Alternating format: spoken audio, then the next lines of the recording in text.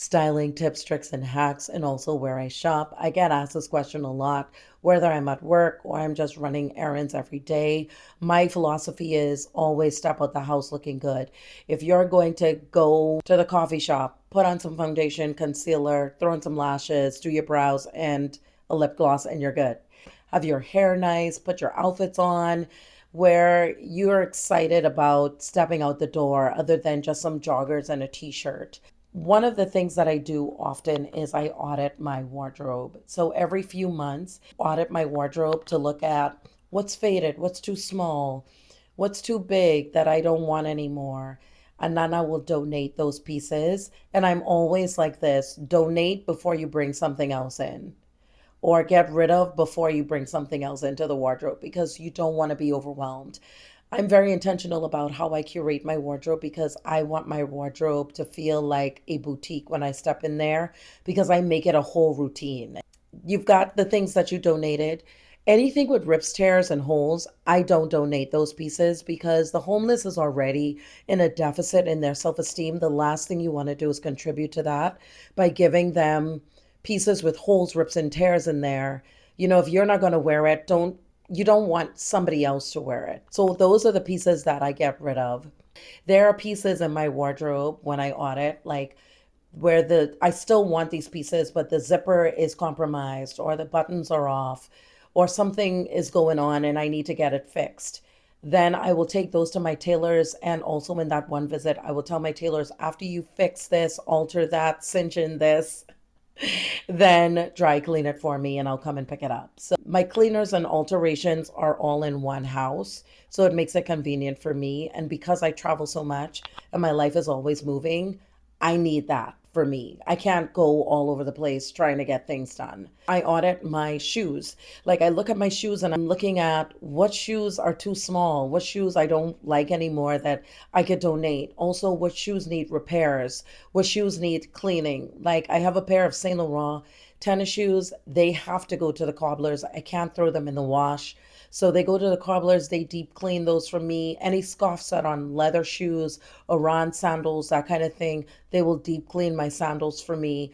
And any straps, any caps off the heels that are missing, like they will do all of that for me. That way I'm keeping a very mindful wardrobe and I'm excited about going into my wardrobe. How many times have we heard people say, I go into my wardrobe, there's so many things in there and I have nothing to wear. And so they default to joggers and a t-shirt because you're overwhelmed. And that's because you have not audited your wardrobe. For me, I want my wardrobe experience to be more like a boutique with pieces that I'm excited about every time I go through the pieces in my line, and my shoes and my bags. Those kind of things you definitely want to audit. The next thing I would say is now that you've curated your wardrobe with pieces that you're excited about, you're going to look at now because you pushed some pieces out. Where are gaps in your wardrobe? Do you need more pants? Do you need more skirts? Do you need more button downs? Whatever that thing is, then you start writing a list of what you need to go shopping for. Now, when I do that, I think about the brands that I'm going to go to bring those pieces into my wardrobe. So I'm a big ready to wear girl. I used to be big on fast fashion. And even though I still do Zara every once in a while, Zara to me gets a bit tricky because I really got to hone in on the quality, or you're going to find yourself going through those pieces quickly and then getting rid of them and needing to purchase again, which is spending more money. So my ready to wear shopping is always twice a month where I just bring in one or two really great pieces. Now, the fashion designer that I love is Saint Laurent, and I love to go there once or twice. Gucci is another one, and I also love Amani. Because of my lifestyle, because of the type of work that I do, I like to have quality pieces. That way I'm not having to run to the store to get this and get that all over again. That's not mindful shopping. Some of the places also that I love to go to department store wise is Neiman Marcus, Bloomingdale's, Nordstrom's, the big ones. And then if I want really unique that nobody else has, I'm going to niched designers, like my African designers, my Johnny Codas from Making the Cut. He has a studio out in the fashion district in downtown LA. Or I'll just go to the fashion district and look at different vintage pieces that are in vintage shops and I'll bring those into my wardrobe. But I'm very intentional. I'm not buying a whole bunch of things. I'm looking at my list and I'm sticking to that list. I'm not an impulse buyer, I'm a very intentional buyer. The other thing that I love to do also is when I go to Bloomingdale's, I'm always looking for a sale.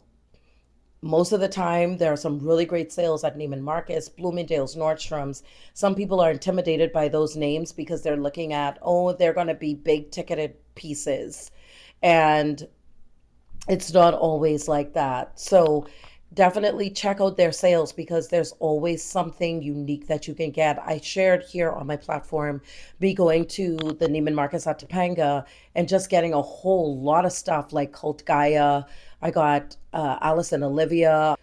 These pieces that I got, y'all, they were like at 800 and something dollars, and I got them at a fraction, and I mean a fraction of the price, including Tom Ford. And these are brands that we know are not cheap. So I definitely say check out the sales. They're worth it. The other thing I would say is, don't be satisfied with a neutral palette. If you're a neutral girly, no shade, no foul. But if you're really one that wants to push the envelope with your fashion, don't be afraid to interject color, even if it's a red lip or just going and adding some embellishment like a flower that's of a bright color to your wardrobe, putting it on your lapel on your jacket or on your belt, or some really great embellishment like buttons. Like I've shown here on my profile, you'd see a jacket, my Givenchy jacket, I adorned with so many really great buttons that I found, and I just sewed them on. There's also me doing the same thing with my tie. I took my Calvin Klein tie and I just used a bunch of buttons coming all the way down, and it was just a really nice look. And so I would say try to interject your unique sense of style in with the pieces that you buy too, so you could be excited about it and you could be versatile with your wardrobe too. Like I like to put flowers on my t-shirts, y'all, or even an off the shoulder sweater. I love looking different. Sophisticated, classy with an edge is my sense of style, and I tend to stick to that. Another way that you can see how to play around with texture, Japanese fashion. I love the Asian culture and how they juxtapose things and also how they use, different textures and colors. Also, African fashion as well with their different textiles. Go online and look at their Pinterest boards and how they use different patterns and how they work well together in those colors. Also, lashes and lipsticks that have different colors also adds to the look as well. When we look at Fashion Week, they don't just show clothing, they have the models wearing some unique eyeshadow looks and lipstick colors, that kind of thing, to add to the cohesiveness of that look and making that story pop when you see people walking down the runway. This is what makes you excited about fashion. It's breathing your unique sense of style and personality into those pieces. Where do you like to go? What kind of architectural design do you love? Look at those buildings and see how you can interject that into your wardrobe. Balenciaga is one of those brands that is utilitarian. Also, Alexander McQueen with really great cuts. So think about fashion designers that you love and get inspiration from them as well.